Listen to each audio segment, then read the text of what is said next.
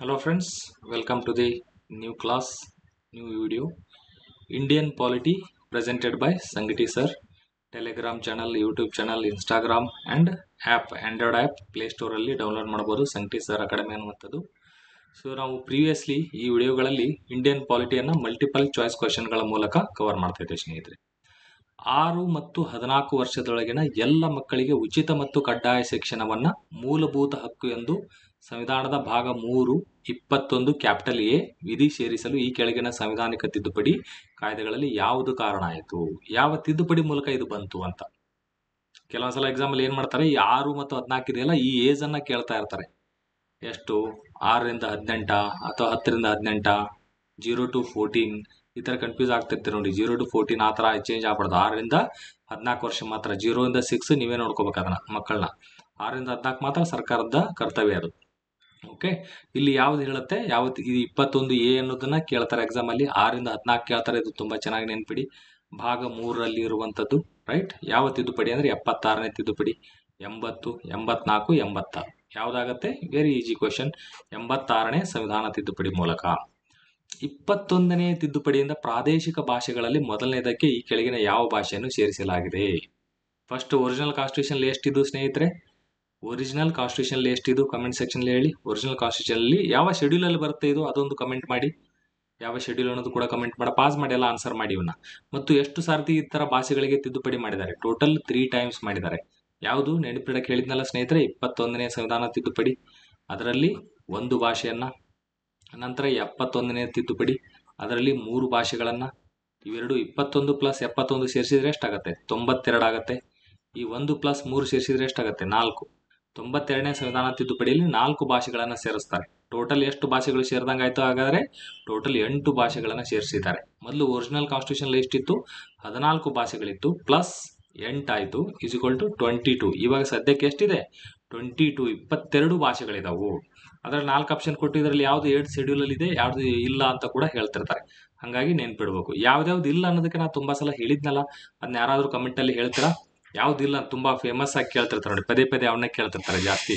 ನೋಡಿದ್ರೆ ಗೊತ್ತಾಗತ್ತೆ ಯಾವ್ದದು ಅಂತ ಹೇಳಿ. ಇದು ಇಯರ್ ಒಂದ್ ಸ್ವಲ್ಪ ಹೇಳಿ. ಇಲ್ಲಿ 21ನೇದು 1967ರಲ್ಲಿ ಫಸ್ಟ್ ತಿದ್ದುಪಡಿ ಆಗ್ತದೆ. ಇಲ್ಲಿ ಇದು ಯಾವ ವರ್ಷ, ಇದು ಯಾವ ವರ್ಷ, ಇವೆಲ್ಲ ಕ್ವಶನ್ ಆಗಿದಾವೆ. ಪ್ರತಿಯೊಂದು ಹೇಳ್ತಾ ಇದ್ದೇನಲ್ಲ, ಪ್ರತಿಯೊಂದು ಕ್ವಶನ್ ಆದಂತದ್ದು. ಇಲ್ಲಿ ಸರಿಯಾದ ಉತ್ತರ ಯಾವುದು? ಒರಿಯಾ, ಕಾಶ್ಮೀರಿ, ಸಿಂಧಿ, ಅಸ್ಸಾಮೀಸ್. ಯಾವ್ದಾಗತ್ತೆ? ಸರಿಯಾದ ಉತ್ತರ Sindhi is the right answer. Right. ಇಲ್ಲಿ 14 ಕ್ಯಾಪಿಟಲ್ ಎ ಹೊಸ ಭಾಗದಲ್ಲಿ 323 ಕ್ಯಾಪಿಟಲ್ ಎ ಆಡಳಿತಾತ್ಮಕ ನ್ಯಾಯಮಂಡಳಿಗಳಿವೆ. ಅಡ್ಮಿನಿಸ್ಟ್ರೇಟಿವ್ ಟ್ರಿಬ್ಯುನಲ್ ಅಂತ ಕರಿತೀವಲ್ಲ, Karnataka administrative tribunal, central administrative tribunal, CAT, KAT ಅಂತ ಕರಿತೀವಿ. ಈ ತರ ವಿಷಯಗಳಿಗೆ ಸಂಬಂಧಿಸಿದ ನ್ಯಾಯಮಂಡಳಿಗಳನ್ನು ಭಾರತೀಯ ಸಂವಿಧಾನದಲ್ಲಿ ಯಾವ ತಿದ್ದುಪಡಿ ಮಸೂದೆಯಲ್ಲಿ ಸೇರಿಸಲಾಗಿದೆ? ಯಾವ ತಿದ್ದುಪಡಿ ಮೂಲಕ ತಂದ್ರು ಇದನ್ನ? ಯಾವ ಸಂವಿಧಾನ ತಿದ್ದುಪಡಿ ಮೂಲಕ ಬಂತು? ಇಲ್ಲಿ 40ನೇದು, 41, 42, 43 ಯಾವುದು? ಸರಿಯಾದ ಉತ್ತರ ಆಪ್ಷನ್ ಸಿ, 42ನೇ ಸಂವಿಧಾನ ತಿದ್ದುಪಡಿ ಮೂಲಕ. ಡೈರೆಕ್ಟ್ ಆಗಿ ಒಂದೊಂದ್ಸಲ 42ನೇ ತಿದ್ದುಪಡಿ ಮೂಲಕ ಯಾವ ಭಾಗ ಅಂತ ಕೇಳ್ತಾರೆ. 14A ಭಾಗ. 323 ಕ್ಯಾಪಿಟಲ್ ಎ, 323 ಬಿ ಯಾವ 2 ಆರ್ಟಿಕಲ್ ಅಂತ ಕೇಳ್ತಾರೆ. ಇವಾಗ ಇದನ್ನ ನೆನ್ಪಿಡ್ಬೇಕು. ಈ ತರ ತಿರ್ಗಾ ಮರ್ಗ ಇದನ್ನೇ ಕೇಳ್ತಿರ್ತಾರೆ. ಒಂದು ಕಾನ್ಸೆಪ್ಟ್ ನೀಟಾಗಿ ಅರ್ಥ ಮಾಡ್ಕೊಂತ ಹೋಗ್ಬಿಡಿ, ಅವೇ ಕ್ವಶನ್ ಬರೋದು.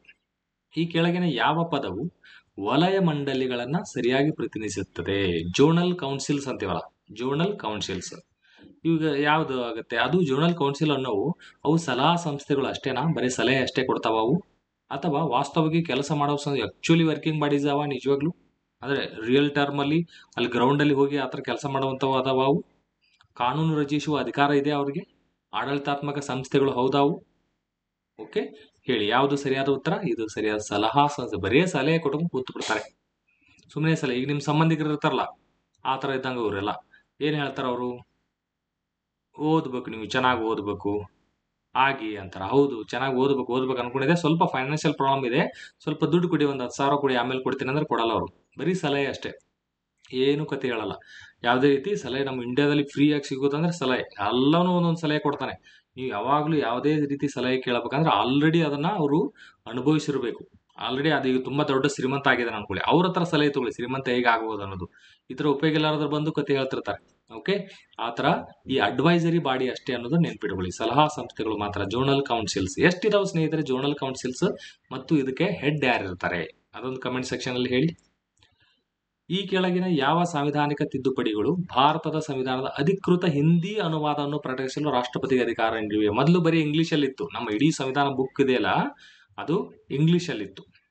ಈಗ ಅದನ್ನ ಹಿಂದಿಯಲ್ಲಿ ಕೂಡ ಮಾಡಿದ್ದಾರೆ. ಯಾವ ಸಂವಿಧಾನ ತಿದ್ದುಪಡಿಯಲ್ಲಿ ಮಾಡ್ತಾರೆ, ಯಾವ ವರ್ಷ ಅನ್ನೋದು ಕೂಡ ಹೇಳಿ. 55ನೇ ಸಂವಿಧಾನ ತಿದ್ದುಪಡಿ, 56, 57, 58. ಆನ್ಸರ್ ಮಾಡಬಹುದಾ? 58ನೇ ಸಂವಿಧಾನ ತಿದ್ದುಪಡಿ ಮೂಲಕ ಇದು ಫಸ್ಟ್ ಟೈಮ್ ಅಧಿಕೃತವಾಗಿ ಹಿಂದಿ ಅನುವಾದವನ್ನು ಕೂಡ ಪ್ರಕಟಣೆ ಮಾಡಕ್ಕೆ ರಾಷ್ಟ್ರಪತಿಗೆ ಅಧಿಕಾರ ಸಿಗುತ್ತೆ. ಇದು ಕೇಳಿದ್ದಾರೆ. ಸಂವಿಧಾನ ತಿದ್ದುಪಡಿ ಬಗ್ಗೆ ಒಂದು ಕ್ವಶನ್ ಕೇಳ್ತಾರೆ. ಸೊ ಇದೆಲ್ಲ ನೋಡಿ, ಇಷ್ಟೇ ಒಂದು 20-30 ಅಷ್ಟೇ. ಈ ಇನ್ನೂವರೆಗೂ 106 ಸಂವಿಧಾನ ತಿದ್ದುಪಡಿ ಆಗಿದ್ರು ಕೂಡ ನೀವು ನೆನ್ಪಿಡ್ಬೇಕಾಗಿದ್ದು ಫೇಮಸ್ ಇರುವಂತ ಒಂದು 20 ನೆನ್ಪಿಟ್ರೆ ಸಾಕು. ಅದೇ ಕೇಳ್ತಾರೆ ತಿರ್ಗಮ್ಮ. ಸಿಕ್ಕಿಂಗೆ ವಿಶೇಷ ಸ್ಥಾನಮಾನವನ್ನು ನೀಡುವ ಭಾರತೀಯ ಸಂವಿಧಾನದಲ್ಲಿ 10ನೇ ಶೆಡ್ಯೂಲ್ ಅನ್ನು ಯಾವ ತಿದ್ದುಪಡಿ ಕಾಯ್ದೆ ಮೂಲಕ ಸೇರಿಸಲಾಗಿದೆ? 10ನೇದ್ದು ಸೇರಿಸಿದ್ರು ಮತ್ತೆ ತೆಗೆದು ಹಾಕಿದ್ರು ಅದನ್ನ. ಬಟ್ 10ನೇದು ಯಾವ್ದ್ರ ಮೂಲಕ ಅಂತ ಹೇಳ್ತಾರೆ? 35ನೇ ತಿದ್ದುಪಡಿ, 36, 37, 38. ಯಾವ ತಿದ್ದುಪಡಿ? 35ನೇ ಸಂವಿಧಾನ ತಿದ್ದುಪಡಿ ಮೂಲಕ ಸಿಕ್ಕಿಂಗೆ ವಿಶೇಷ ಸ್ಥಾನಮಾನವನ್ನ ಕೊಟ್ರು. ಓಕೆ, ಸಿಕ್ಕಿಂ ಚಿಕ್ಕದಾಗಿ ಇಟೆ ಇದೆಯಲ್ಲ ಆ ರಾಜ್ಯ ವಿಶೇಷ ಸ್ಥಾನಮಾನ ಕೊಟ್ರು. ಈಗ ಸಿಕ್ಕಿಂನಲ್ಲಿ ಅದರಲ್ಲಿ ಎಂಪಿಗಳು ಎಷ್ಟಿದ್ದಾರೆ, ಲೋಕಸಭಾ ಎಂಪಿ ಎಷ್ಟು ಮತ್ತು ಅದರ MLA ಸಂಖ್ಯೆ ಎಷ್ಟು ಅದನ್ನ ಹೇಳಿ. ಅದು ಕೂಡ ಕ್ವಶನ್ ಕೇಳ್ತಿರ್ತಾರೆ ಕೆಲವೊಂದ್ಸಲ. ಚಿಕ್ಕದಾಗಿರೋದ್ರಿಂದ ಅಲ್ಲಿ ಲೋಕಸಭಾ ಎಂಪಿ ಎಷ್ಟು, ರಾಜ್ಯಸಭೆ ಎಂಪಿ ಏನಾದರೂ ಇದ್ದಾರಾ ಮತ್ತು ಟೋಟಲ್ MLAಗಳ ಸಂಖ್ಯೆ ಎಷ್ಟು. MLC ಇರಲ್ಲ ಅಲ್ಲಿ. ಓಕೆ, ಇದನ್ನ ಹೇಳಿ ಕಮೆಂಟ್ ಅಲ್ಲಿ ಮಾಡಿ. ಭಾರತೀಯ ಸಂವಿಧಾನದಲ್ಲಿ 11ನೇ ಮೂಲಭೂತ ಕರ್ತವ್ಯವನ್ನು ಒಳಗೊಂಡಿರುವ ಈ ಕೆಳಗಿನ ಕಾಯ್ದೆಗಳಲ್ಲಿ ಯಾವುದು? 11ನೇ ಮೂಲಭೂತ ಕರ್ತವ್ಯ ಫಸ್ಟ್ ಎಷ್ಟಿತ್ತು? 10 ಮೂಲಭೂತ ಕರ್ತವ್ಯಗಳು ಇದ್ದು. ಎಷ್ಟನೇ ಆರ್ಟಿಕಲ್ ಹೇಳ್ತೀರಾ? ಸಂವಿಧಾನ ತಿದ್ದುಪಡಿ 51 ಕ್ಯಾಪಿಟಲ್ A ಬರಿಬೇಕಾದ್ರೆ ಸ್ಮಾಲ್ ಲೆಟರ್ ಬರೆಯೋಂಗಿಲ್ಲ. ಆಮೇಲೆ ಎ ಇಂದ ಇತ್ತು, ಎ ಇಂದ ಸ್ಟಾರ್ಟ್ ಆಗಿತ್ತು. A B C D E F G H I J ವರೆಗೂ ಇತ್ತದು ಫಸ್ಟ್. ಆಮೇಲೆ ಇವರು 11ನೇದು ಕೆ ಅಂತ ಸೇರಿಸ್ತಾರೆ. A to K ಇದಾವೆ ಈಗ ಸದ್ಯಕ್ಕೆ. ಬರಿಬೇಕಾದ್ರೆ ಹೇಗೆ ಬರಿಬೇಕು? 51 ಕ್ಯಾಪಿಟಲ್ A ಬರೆದ್ಬಿಟ್ಟು ಸ್ಮಾಲ್ ಲೆಟರ್ K ಬರಿಬೇಕು ನೀವು ಈಗ ಇರುವಂತದ್ದು. ಓಕೆ, ಸ್ಮಾಲ್ ಲೆಟರ್ K ಈ ತರ. ಇದು ಯಾವ ತಿದ್ದುಪಡಿ ಮೂಲಕ ಸೇರಿಸಿದ್ರು? Very easy question. ಯಾವ್ದದು 11ನೇ ಸಂವಿಧಾನ ಇದು ಮೂಲಭೂತ ಕರ್ತವ್ಯ ಯಾವುದು ಅನ್ನೋದು ಹೇಳಿ. ಮತ್ತೆ ಒಂದೊಂದ್ಸಲ ಮೂಲಭೂತ ಕರ್ತವ್ಯ ಯಾವ್ದು ಹೌದು ಯಾವ್ದು ಅಲ್ಲ ಅಂತ ಕೂಡ ಕೇಳ್ತಿರ್ತಾರೆ. ನಿಮ್ಮ ತಂದೆ ತಾಯಿಗೆ ನೀವು ಗೌರವ ಕೊಡ್ಬೇಕನ್ನೋದು ಮೂಲ ಕರ್ತವ್ಯ ಹೌದಾ? ಮೂಲಭೂತ ಕರ್ತವ್ಯ ಹೌದಾ? ನೀವು ಟ್ಯಾಕ್ಸ್ ಕಟ್ಟಬೇಕನ್ನೋದು ಮೂಲಭೂತ ಕರ್ತವ್ಯ ಹೌದಾ? ನೀವು ಧ್ವಜಕ್ಕೆ, ನಮ್ಮ ರಾಷ್ಟ್ರ ಧ್ವಜಕ್ಕೆ ಅದಕ್ಕೆ ರೆಸ್ಪೆಕ್ಟ್ ಕೊಡ್ಬೇಕನ್ನೋದು ಅದು ಮೂಲಭೂತ ಕರ್ತವ್ಯ ಹೌದಾ? ಸೊ ಈ ತರ ಕೇಳ್ತಾ ಇರ್ತಾರೆ. ಹೌದು ಅಲ್ಲ ಅಂತ ಈ ಪಾಯಿಂಟ್ ಅನ್ನ ಹೇಳಿ.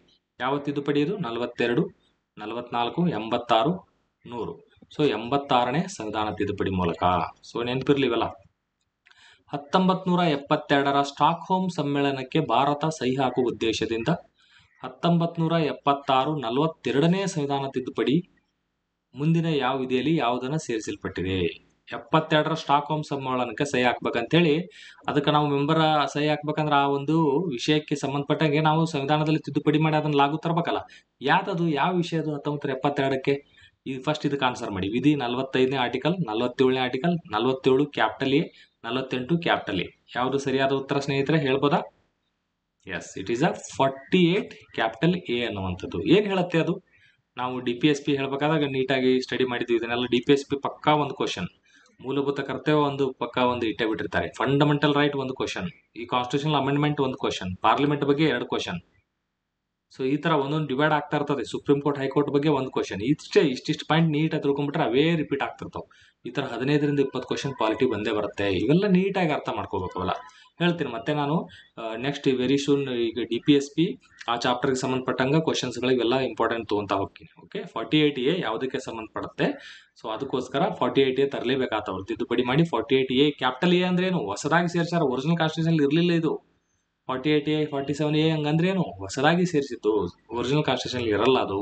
ಓಕೆ, ಅಶೋಕ್ ಮೆಹ್ತಾ ಸಮಿತಿಯ ಶಿಫಾರಸುಗಳ ಈ ಕೆಳಗಿನ ಯಾವ ಸಾಂವಿಧಾನಿಕ ತಿದ್ದುಪಡಿ ಕಾರಣ ಆಯ್ತು? ಅಶೋಕ್ ಮೆಹ್ತಾ ಕೇಳ್ತೇವಲ್ಲ, ಅವರ ಒಂದು ಶಿಫಾರಸು ಕೊಟ್ರಲ್ಲ, ಶಿಫಾರಸು ಕೊಟ್ಟ ತಕ್ಷಣ ಅದನ್ನ ಇಂಪ್ಲಿಮೆಂಟ್ ಮಾಡ್ಬಿಡೋದ? ಅದಕ್ಕೆ ಸಂವಿಧಾನ ತಿದ್ದುಪಡಿ ಬಂದು ಸಂವಿಧಾನದಲ್ಲಿ ಸೇರಿಸ್ಬೇಕಲ್ಲ. ಅದು ಯಾವ ತಿದ್ದುಪಡಿ ಆಯ್ತು? ಯಾರು ಹೇಳ್ಬೋದು? 72, 73, 74, 75. Yes, it is right straightforward answer. 73rd constitutional amendment. ಕೆಳಗಿನ ಯಾವ ಸಾಂವಿಧಾನಿಕ ತಿದ್ದುಪಡಿ ಮಸೂದೆಗಳು ಆಡಳಿತಾತ್ಮಕ ನ್ಯಾಯಮಂಡಳಿಗಳ ಸ್ಥಾಪನೆಗೆ ಹೆಸರುವಾಸಿಯಾಗಿವೆ? ಯಾವ್ದಾಗಿದವು ಹೇಳ್ತೀರಾ? ಆಲ್ರೆಡಿ ಡಿಸ್ಕಸ್ ಮಾಡಿದ್ದೇವೆ ಇದನ್ನ. ಆಡಳಿತಾತ್ಮಕ ನ್ಯಾಯಮಂಡಳಿ ಯಾವುದು? 323.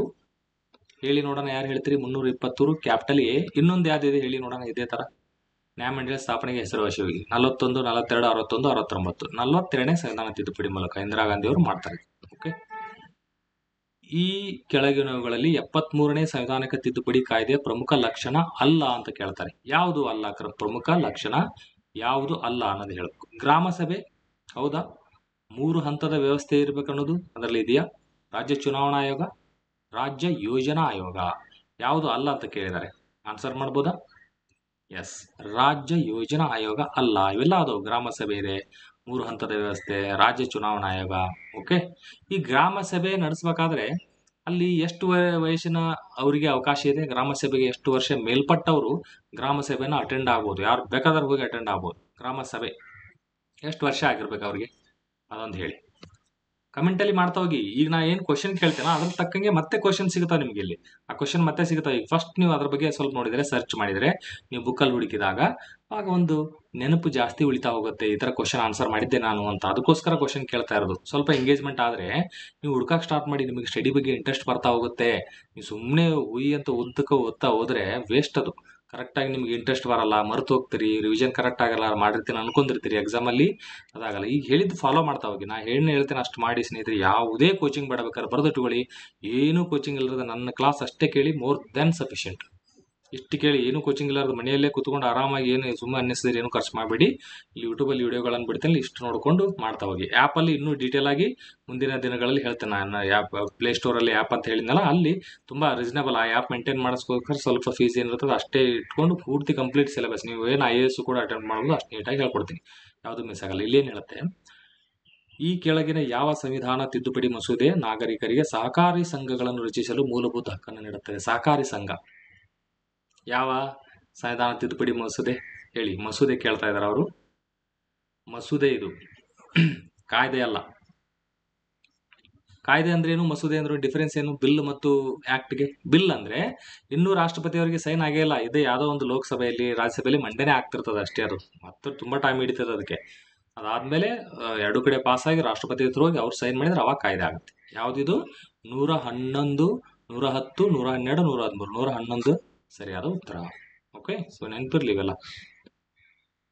1986ರಲ್ಲಿ ಪೌರತ್ವ ಕಾಯ್ದೆ ವಿವಿಧ ತಿದ್ದುಪಡಿಗಳು ಈ ಕೆಳಗಿನಗಳಿಗೆ ಕಾರಣವಾಗಿದೆ. 86ರಲ್ಲಿ ಪೌರತ್ವ ಕಾಯ್ದೆಯನ್ನು ಮಾಡ್ತಾರೆ. ಅಲ್ಲ, ಅವಾಗ ಯಾರಿದ್ರು?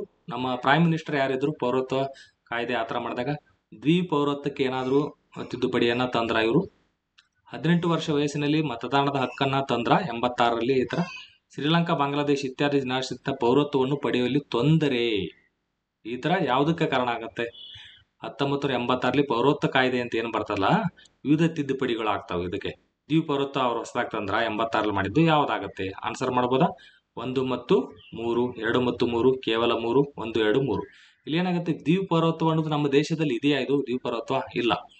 ಯಾವ ಒಂದು ಆರ್ಟಿಕಲ್ ನಮ್ಮಲ್ಲಿ ದ್ವಿಪೌರತ್ವ ಇಲ್ಲ ಅಂತ ಹೇಳ್ತಾರೆ? ಈಗ ಅಕಸ್ಮಾತ್ ನೀವು ಅಮೆರಿಕಾಗೆ ಹೋಗಿ ಪೌರತ್ವ ತಗೊಂಡ್ರೆ ನಮ್ದು ಆಟೋಮೆಟಿಕ್ ಕ್ಯಾನ್ಸಲ್ ಆಗುತ್ತೆ. 9ನೇ ಆರ್ಟಿಕಲ್ ನಂಬರ್ 9 ಇಂದ ನೀಟಾಗಿ ಕ್ಲಿಯರ್ ಆಗಿ ಹೇಳುತ್ತೆ, ನಮ್ಮ ಭಾರತದ ಸಂವಿಧಾನದಲ್ಲಿ ದ್ವಿಪೌರತ್ವ ಅವಕಾಶ ಇಲ್ಲ, ಡ್ಯುಯಲ್ ಸಿಟಿಜನ್ಶಿಪ್ ಇಲ್ಲ. ನೀವು ಹೋಗಿ ಯಾವ್ದಾದ್ರು ದೇಶ ಇಷ್ಟ ಆಯ್ತು ಅಂದ್ರೆ ಹೋಗಿ, ನೀವು ಬೇಕಾದ್ರೆ ಹೋಗಿ ಅಲ್ಲಿ ಸಿಟಿಜನ್ಶಿಪ್ ತಗೊಂಡ್ರೆ ಆಟೋಮೆಟಿಕಲಿ ಕ್ಯಾನ್ಸಲ್ ಆಗುತ್ತೆ. ಇದು 18 ವರ್ಷ ವಯಸ್ಸಿನ ಮತದಾನದ ಹಕ್ಕು, ಅದು ಯಾವ ಸಂವಿಧಾನ ತಿದ್ದುಪಡಿ ಮೂಲಕ ಬಂತು ನೋಡಿ? 86 ಪೌರತ್ವ ಕಾಯ್ದೆ ಅನ್ನೋದು ಇದಕ್ಕೆ ಸಂಬಂಧಪಟ್ಟಂಗೆ. ಇಲ್ಲಿ ಇದು ಮಾತ್ರ ಸರಿಯಾದದ್ದು. ಶ್ರೀಲಂಕಾ, ಬಾಂಗ್ಲಾದೇಶ ಇತ್ಯಾದಿ ನಿರಾಶ್ರಿತ ಪೌರತ್ವದಲ್ಲಿ ಪಡೆಯಲು ತೊಂದರೆ ಆಗ್ತಾ ಇರುವಂತದ್ದು.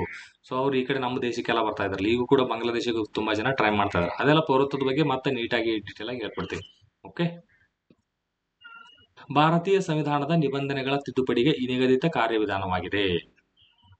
Okay, procedure for amendment of provisions of the Indian constitution. ಅದೇನು ಪ್ರೊಸೀಜರ್ ಇದೆ ಅದನ್ನ ಯಾವ ದೇಶದಿಂದ ತಗೊಂಡಿವಿ ಸ್ನೇಹಿತರೆ ನಾವು? ಅಮೆಂಡ್ಮೆಂಟ್ ಸಂವಿಧಾನ ತಿದ್ದುಪಡಿನ ಯಾವ ದೇಶದಿಂದ? Weimar republic of Germany, Dakshina Africa, Ireland, Canada. Direct answer south Africa ಇಂದ ತಗೊಂಡಿವಿ. ಮತ್ತೇನು ತಗೊಂಡಿವಿ ನಾವು ಸೌತ್ ಆಫ್ರಿಕಾದಿಂದ? ಸೌತ್ ಆಫ್ರಿಕಾದಿಂದ ಮತ್ತೊಂದು ಏನು ಫೇಮಸ್ ಇದೆ ಹೇಳಿ? ಕೇಳ್ತಿರ್ತಾರೆ. ಐರ್ಲೆಂಡ್ ಇಂದ ಒಂದು 3 ಪಾಯಿಂಟ್ಗಳನ್ನು ಹೇಳ್ತಿರ್ತೀವಿ. ಓಕೆ, ಸೊ ನೆನ್ಪಿಡಿ ಇದನ್ನ. ಸೌತ್ ಆಫ್ರಿಕಾದಿಂದ ಇದನ್ನ ತಗೊಂಡಿದ್ದೀವಿ. ಓಕೆ, ಸೊ ಈ ಥರ ನೆನ್ಪಿಡ್ತಾ ಹೋಗಿ. ತುಂಬಾ ಈಸಿ ಇದೆ, ಎಲ್ಲ ಫಾಸ್ಟ್ ಆಗಿ ನಾ ಕವರ್ ಮಾಡ್ಕೊಡ್ತಾ ಹೋಗ್ತೇನೆ. ಚೆನ್ನಾಗಿ ಓದಿ ಸ್ನೇಹಿತರೆ, ಟೈಮ್ ವೇಸ್ಟ್ ಮಾಡಿಬಿಡಿ. ಮಿನಿಮಮ್ 8 to 12 ಅವರ್ಸ್ ಓದಿ.